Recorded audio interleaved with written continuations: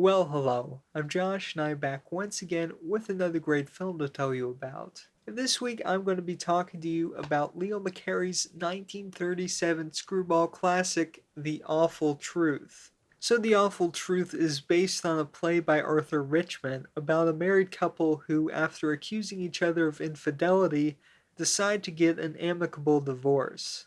But once they find one another attempting to see other people, they each try and sabotage the other's relationship before realizing the awful truth: they really loved each other all along.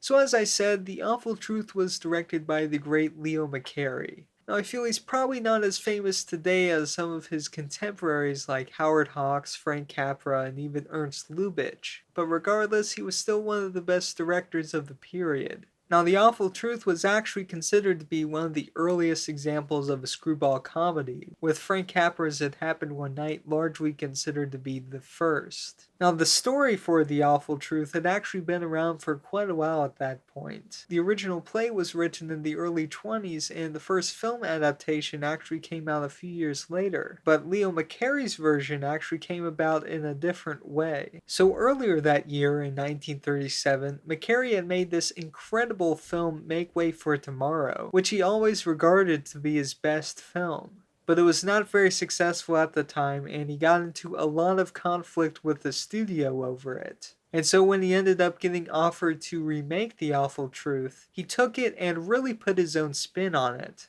Now, McCarey had this method of working where he would come in with sort of a framework of what was going to happen, but then he would develop a large amount of the scene on the spot through improvising with the actors. He picked this up in his early days directing silent films, and he worked with some great classic comedians like Harold Lloyd, Laurel and Hardy, and the Marx Brothers. In fact, McCarey, who was also a pianist and a songwriter, even had it in his contract that he had to have a piano on set with him, and he would play along while he worked out a scene. And this method of improvisation makes the film flow very naturally, and McCarey guides it along without letting it get too out of hand. It was not loved by all, though. Actors like Cary Grant and Ralph Bellamy were horrified at this, as they were used to just learning their lines, coming on set, and hitting their marks. Now they were going on set without any real idea what they were doing.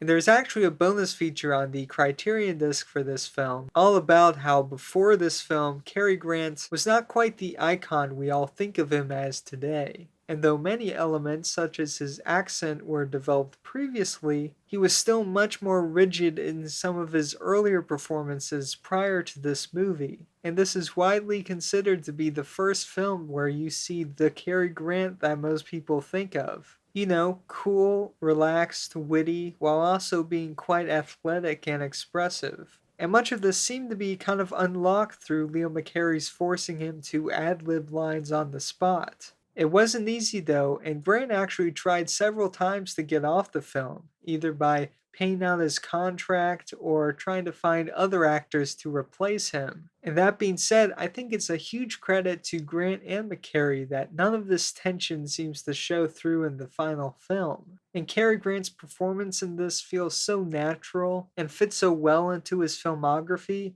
it's hard to believe this was in a way the first of its kind.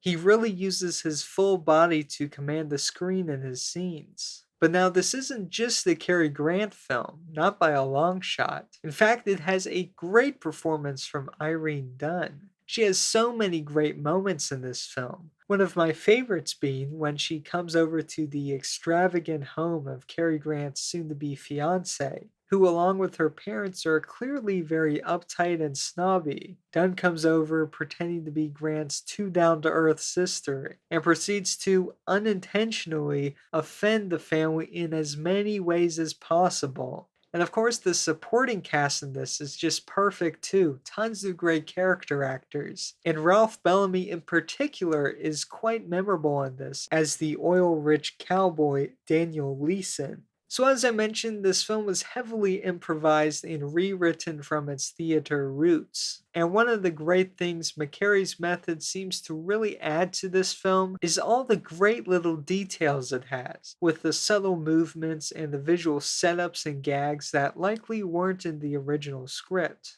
Now, I mentioned McCary began directing during the silent era, and there are some very visual setups for jokes throughout the film, which feel very much like those kind of silent film gags. And with Cary Grant's expressive face and prior experience as an acrobat, he's really able to pull off some of these great moments. And one of the most memorable moments in this film has to be the bowler hat scene. It begins with Irene Dunne's music teacher, who really started Grant's initial accusations of infidelity as he comes in and his bowler hat is placed by the door. Then Cary Grant knocks on the door, and to avoid any conflicts, the teacher hides in the bedroom. Grant comes in with a slightly smaller but nearly identical hat, and Dunn ends up playing a game of hide and seek with her dog to try and hide the other hat until Grant picks it up and puts it on.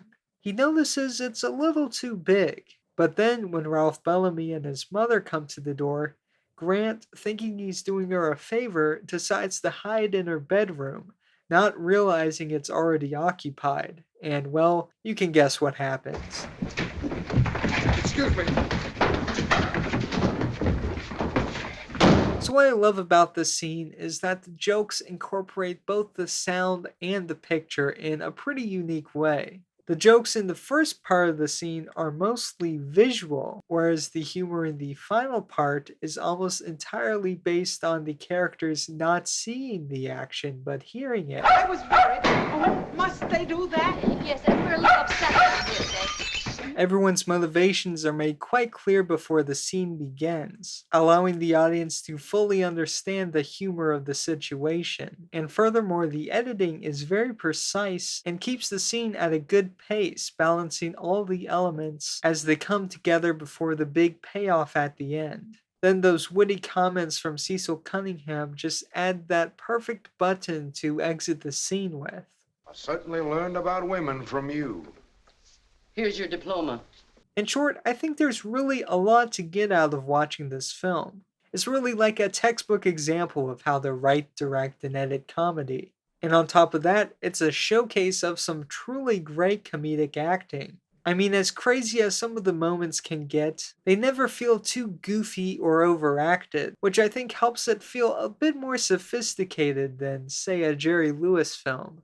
And not to put down Jerry Lewis movies, but this film was nominated for 6 Oscars, winning the Best Director for Leo McCarey, a feat that's pretty much unheard of for a comedy. And one of the things I think really sold the comedy in this film is all the great reaction shots in it. I mean, to be honest, I think this film has probably some of the best reaction shots, definitely for the period. I mean, I know it's kind of an unusual thing to point out. Most people don't think about the reaction shots, but in many cases, they can go quite a long way in making something funny. And like I said, I feel like this film has some of the most honest and just awkward and realistic reactions that I've seen, definitely in a film from this long ago. I mean, they find a way to get across the reaction, but are still subtle enough to not feel over the top. And depending on the character and their environment, sometimes they can look almost as if they're trying their best to hide their reaction. I mean, look at Cary Grant's face when Irene Dunne is recreating the dance from the show earlier in the film. You can see how he thinks it's hilarious, but knowing the snooty and now horrified company he's with,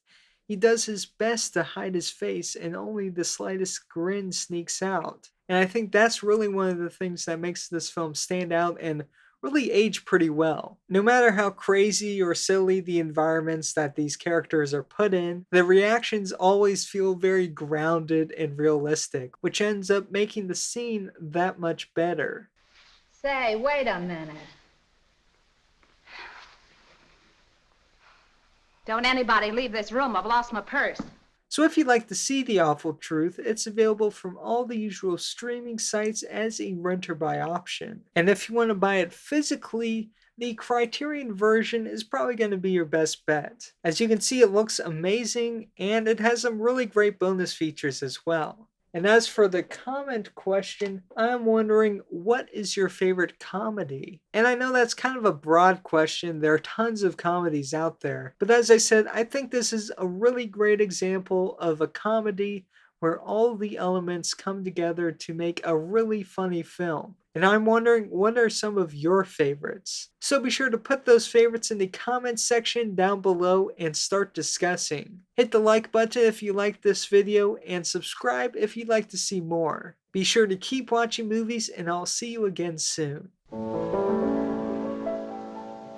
Oh, give me a home where the buffalo roam, where the deer and the antelope play, where seldom is heard a discouraging word. Come on, sing.